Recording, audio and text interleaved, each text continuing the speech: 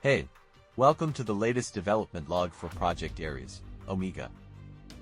Project ARES is a name Greg and I have been throwing around for the past 5 years. We are now finally doing something with it. We have a whole backstory, with a timeline stretching from World War II, right up to the near future.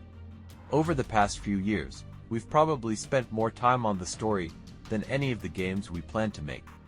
But that is changing this year. It's finally time to start ramping up production and working towards a playable demo. Let's take a look at what we have been working on recently. So, for the lighting, you can't beat an asset called Ultra Dynamic Sky. It's pretty much drop into your level and you are done. Whilst it does come with a weather system, we wanted to control all this through code in C++.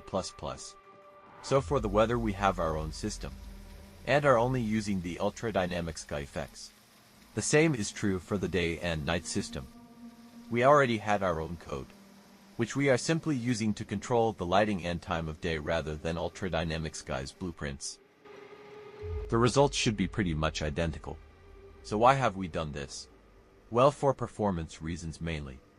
I'm not saying Ultra Dynamic Sky isn't performant. Just that Unreal Engine isn't always the most optimized. So any performance gains from driving code from C++ is always advisable if possible.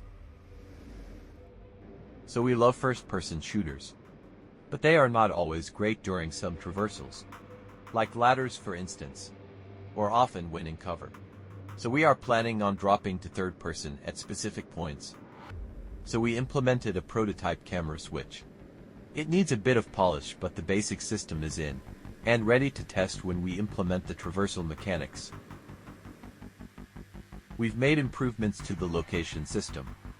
We have moved the code into C++ and made it a lot more robust.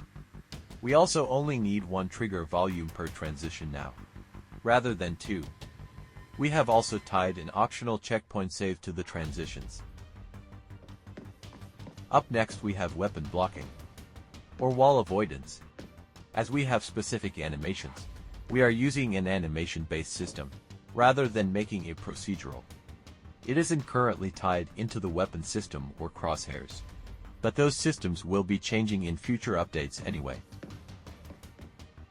Finally, we have added a character stats system. This includes health, armor and stamina. No real explanation needed here, as pretty much all shooters have a player stats system of some kind. Thanks for watching. We honestly, really do appreciate it.